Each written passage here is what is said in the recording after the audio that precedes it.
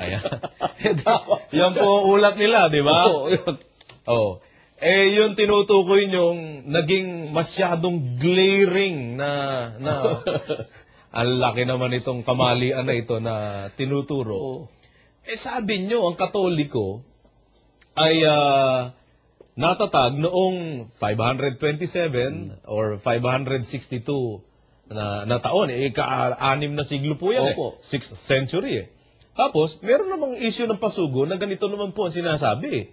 Sa isang paksang mababasa sa nakaraang labas nitong pasugo, ito po'y Enero 1964, issue ng pasugo, pahina 2. Sa isang paksang mababasa sa nakaraang labas nitong pasugo, Disyembre, ay pinaliliwanag kung saan naroon ang iglesyang itinayo ni Kristo noong unang siglo sa Jerusalem.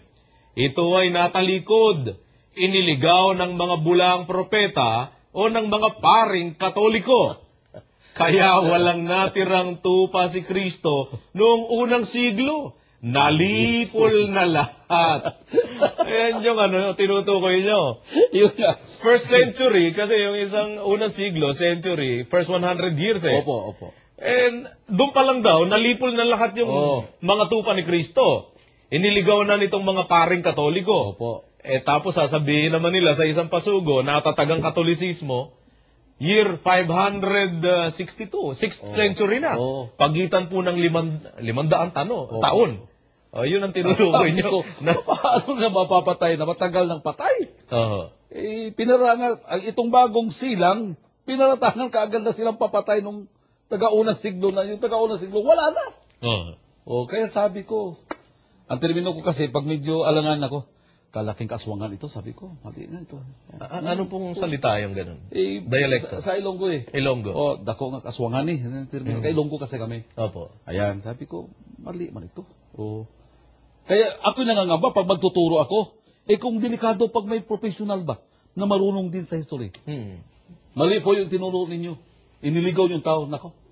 Pwede sabihin, mamaya na, magkape muna tayo. Pagkabihin ko na lang muna ipit talaga ako Kasi, sa totoo lang, kung dapat natin isipin, yung mga aral na itinuturo, kaya nung inisyuhan ninyo ng, masasabi natin pinalabas na may mga aral na kontra-kontra, sabi ko, tama yan At isa pa yung sa Apokalipsis, may matindi ako diyang tanong sa 7:2 hanggang 3. Felix Manalong katuparan doon Opo. Na itinanong ko rin sa isang kasama ko yan, hindi niya masagot. Ang sabi niya, itanong mo kay Sir. Hindi niya masagot Itanong mo kay Sir. Itanong mo, pagalitan ka lang doon. Kasi sabi, yung nakasulat na, nakita kong ibang anghel na umaakyat mula sa sikatan ng araw, nataglay ang tatak ng Diyos na buhay. Opo. Na sumisigaw ng malakas na tinig. Ang tanong ko sa kanya, yung sigaw ba? Boses? Ayan. Kasi may sigaw bang walang boses? Ayan. Kasi ang diretsong sagot nila, sumigaw sa 4 na anghel. Yung 4 na anghel, yun ang Big Four. Opo. Yun ang Big Four. Yung sigaw ba ni Felix Manaldo na katuparan 3 anghel sa 7:2 hanggang 3, yun ba ay boses o tinig? Ano po sabi sa inyo? Sabi niya, ang sagot ng isa sa akin, natural, boses. Ang ibig bang sabihin, yung sumigaw si Felix Manalo, ang boses niya nakarinig sa Italia. Kaya ang Big Four kasi, Orlando of Italy, Lloyd George of Great Britain, Clemenceau of France, and Wilson of America. Mula sa Pilipinas, ang sigaw ni Felix Manalo nakarating sa Italia. Nakarating sa Amerika, grabe boses yan. Sobra pa sa amplifier, sabi ko. Sabi naman isa, ano mo niya kasi? Akala ko sinagot sa inyo ulit. Abot sa iyo ba? Kasi doon sa amin sa bandang Mindanao, iba't iba kasing lingwahe. Kaya kuminsan pag may kausap ka Cebuano ka, pag may waray, magwiray. Kaya Ismael Marcos, waray yun Ayan, ako rin, marunong ako kunting Muslim, marunong akong tiruray. Mga nitibo yun doon. Kasi yung ugali ko, pag saan ako na-assign, mag-aaral ako sa lingwahe doon.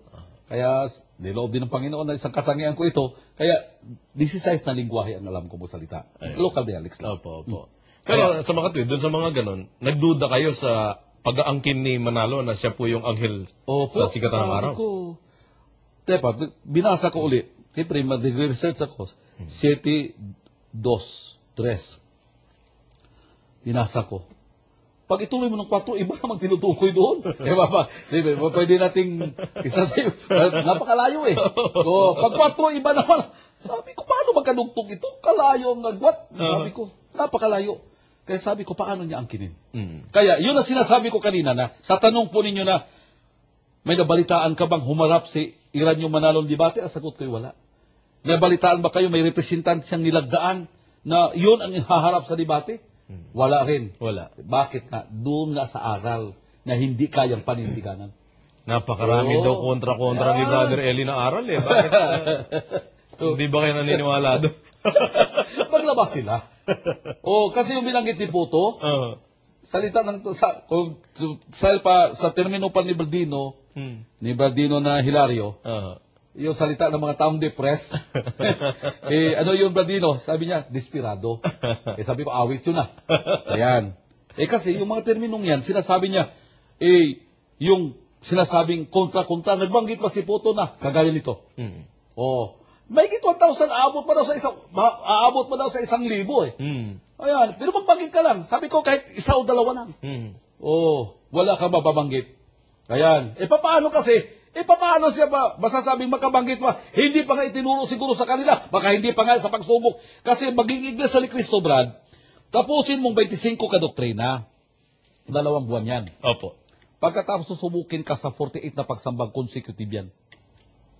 Hindi pwedeng basta ikaw bobotismo. Hindi. May proseso dyan. Tama katulad yung mga sinasabi nyo, tagapagsalita ro na pinupuntusan ng mga miyembro dun sa lugar ninyo. Talaga hindi pa naman mga kaane. Bakit ganun ang... Kaya tama nga sabi ng kamag-anak ko. Hindi ko binabanggit ng ibang tao. Kasi naipon doon, nang dumating ako, mga kamag-anak ko lang.